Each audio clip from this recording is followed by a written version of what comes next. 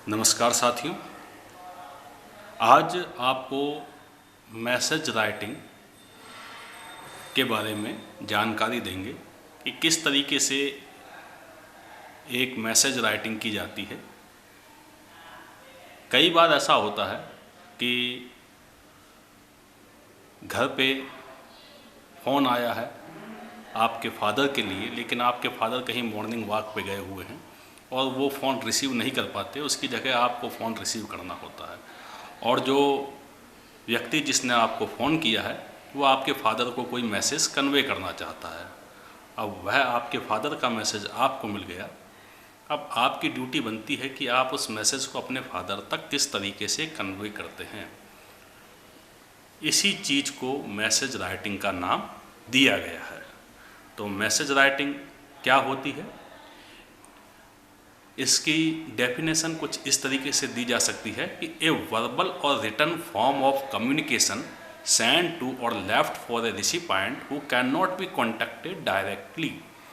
एक वर्बल या तो मुंह से कहा हुआ, बोला हुआ, और रिटन या लिखा हुआ कम्युनिकेशन है जो कि भेजा जाता है उस व्यक्ति के लिए या छोड़ा जाता है उस व्यक्ति के लिए जो कि रिसिपिएंट, जो कि उसको ग्रहण करने वाला है, लेकिन उससे डायरेक्टली कांटेक्ट नहीं हो पाया। अब हमारी जिम्मेदारी क्या बनती है, जिस व्यक्ति से कांटेक्ट नहीं हो पाया उस तक वो मैसेज पहुंचाना। तो हम किस तरीके से मैसेज पहुंचाएंगे? राइटिंग वे में इस मैसेज को पहुंचाने का तरीका ये होता है, सबसे पहले we have to make a box. हमको एक बॉक्स बनाना है, जैसे यहाँ बनाया हुआ है। बॉक्स बनाने के बाद जो सबसे पहला काम उस बॉक्स में करना है, बिल्कुल मार्जिन के पास में हमको डेट डालनी है। डेट के बाद में नेम डालना है। नेम किसका है? Of the person to whom it is meant, जिसके लिए हमको मैसेज देना है। जैसे आपके फादर को फ़ोन किया गया था, आपके फादर वहाँ नहीं थे, तो आपके फादर के लिए मैसेज छोड़ा गया, तो आप नेम की जगह क्या लिखेंगे? Dear father. उसके बाद body of the message, message की बॉडी, जो कि मैसेज लिखा गया, उस मैसेज बॉडी में आप क्या लिखेंगे?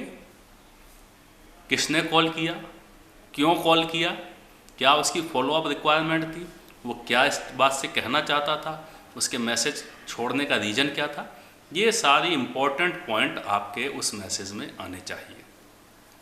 और लास्ट में नेम, किसका नेम? जिस व्यक्ति ने ये मैसेज लिखा है, जो इस मैसेज का क्रिएटर है। जैसे आपने इस मैसेज को लिखा है, आप अपना नाम सबसे लास्ट में लिख देंगे। तो इस तरीके से ये मैसेज राइटिंग कंप्लीट की जाती है। It is a very short form of writing. Writing की सबसे शॉर्ट फॉर्म है जो within 40 to 50 words it has been completed. इसमें ज़्यादा से ज़्यादा आपको 40 से 50 वर्ड्स लिखने होते हैं, यानी 4 से 5 लाइन। बहुत शॉर्ट फॉर्म है, बहुत ही ईजी तरीका है इसको लिखने का। अगली स्लाइड में जब आप देखेंगे तो आप इसको ईजी वे में समझ जाएंगे किस तरीके से मैसेज राइटिंग की जाती है। देखिए, ये एक सैम्पल क्वेश्चन है और किस तरीके से इसका मैसेज कन्वे किया गया। सैम्पल मैसेज किस तरीके से है? You are Rohit, today morning you received a call from mister Pradeep. आप रोहित हैं, आपका नाम रोहित है, आपको मॉर्निंग को एक कॉल प्राप्त हुई और कॉल करने वाले जो व्यक्ति थे उनका नाम था mister Pradeep. Your fathers friend, वो आपके पिता के मित्र हैं।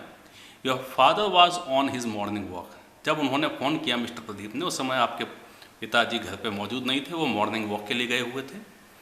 Mister Pradeep asked you to please convey your father that he was in fever.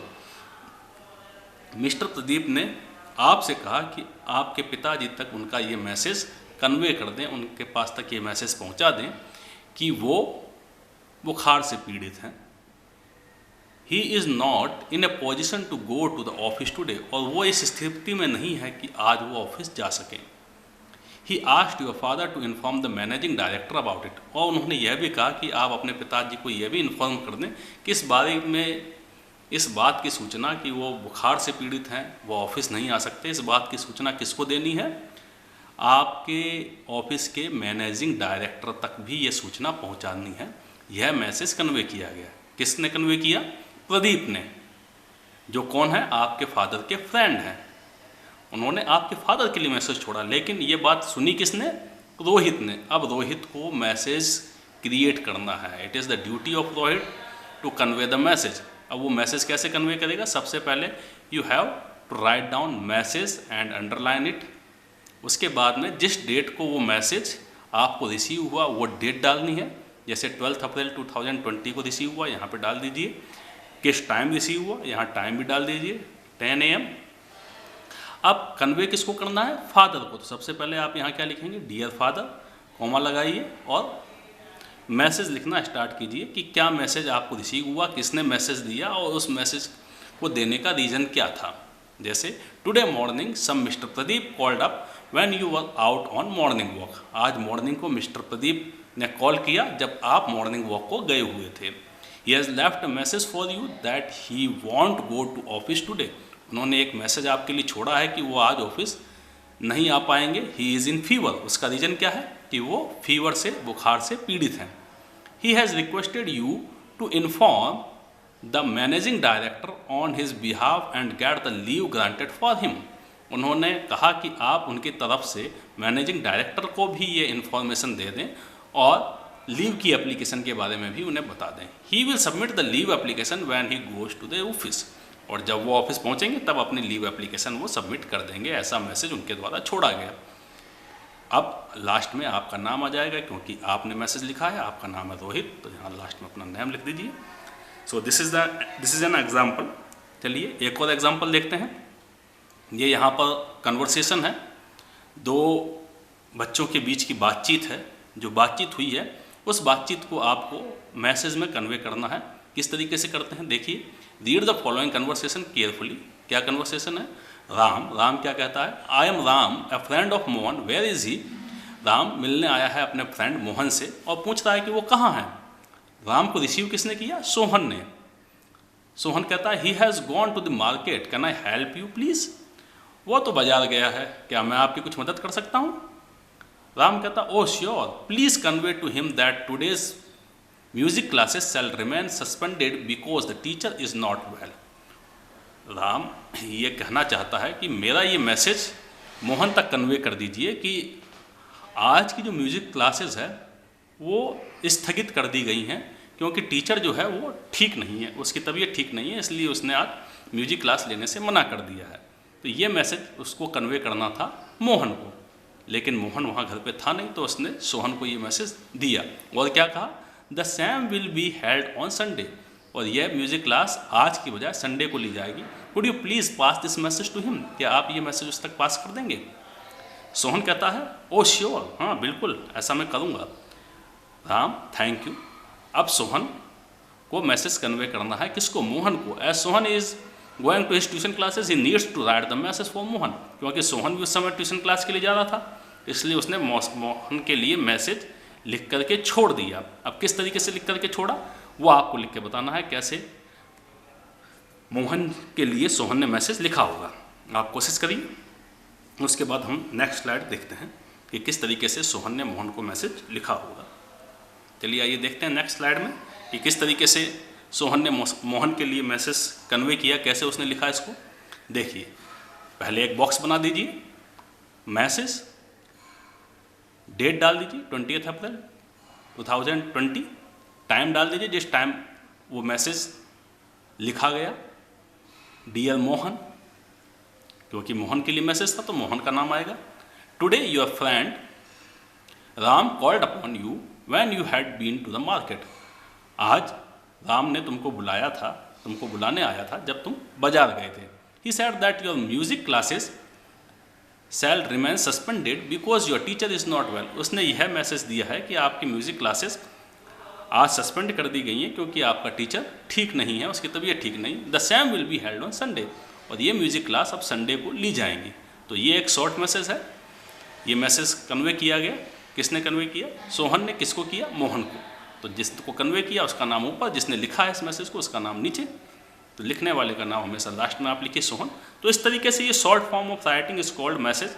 आपको 3 से 4 लाइन में, मैक्सिमम 4 लाइन्स 5 लाइन्स में आपको इसका रिप्लाई देना होता है। यह शॉर्ट वे ऑफ राइटिंग है और बहुत ही ईजी है। आपका सारा का सारा आंसर जो है क्वेश्चन में से ही प्रिपेयर हो जाता है। ये सारी की सारी इन्फॉर्मेशन आपके क्वेश्चन में दी गई हैं, जिनको आपको उस क्वेश्चन में से देख करके ही यहाँ आंसर में लिखना होता है। आपको मालूम है कि राम ने मैसेज किसके लिए दिया, क्या मैसेज दिया, ये सारी इन्फॉर्मेशन हमको क्वेश्चन में मिल जाती हैं। और आंसर बड़े ही आसानी से प्रिपेयर हो जाता है।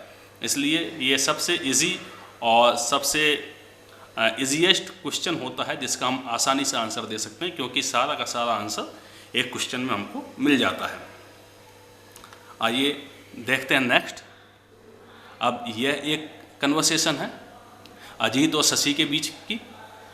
अजीत ने शशि के लिए शशि से कुछ बातचीत की और वो उसके बड़े भाई के लिए कुछ मैसेज कन्वे करना चाहता है और उसके बड़े भाई का नाम है Rohan. May I speak to Rohan please, I am Ajit his friend. मैं रोहन से बात कर सकता हूँ, मैं अजीत बोल रहा हूँ, उसका मित्र। शशि कहता है Rohan is not at home, Rohan अभी घर पे नहीं है। I M Shashi his brother, can I do anything for you, मैं शशि उसका भाई हूँ, क्या मैं आपकी कोई मदद कर सकता हूँ। Ajit I have to inform something to you him, मैं कुछ इन्फॉर्मेशन उसको देना चाहता था, कोई सूचना उसे देना चाहता था। शशि क्या कहता है please tell me I will inform you, मुझे बता दीजिए मैं उस तक सूचना पहुंचा दूंगा। अजीत कहता है yesterday we had decided to meet at 5 PM in colony's park, कल हमने यह निश्चय किया था कि 5 PM को हम कॉलोनी के पार्क में मिलेंगे। सो प्लीज़ रिमाइंड हिम, तो कृपया उसे इस बात की याद दिला देना। Shashi sure I will inform him when he comes back, जब वो आएगा तब मैं उसको इन्फॉर्मेशन दे दूंगा। As Shashi had to leave for his tuition class, Shashi को भी अपनी ट्यूशन क्लास जाना था, इसलिए उसने क्या किया right the message on his behalf, तो उन्होंने मैसेज लिख करके छोड़ दिया। किसके लिए? रोहन के लिए। अजीत का मैसेज जो था रोहन के लिए था, लिखने वाला है शशि, तो शशि ने उस मैसेज को किस तरीके से लिखा होगा, now you have to do it yourself, it is for you. Okay, thank you.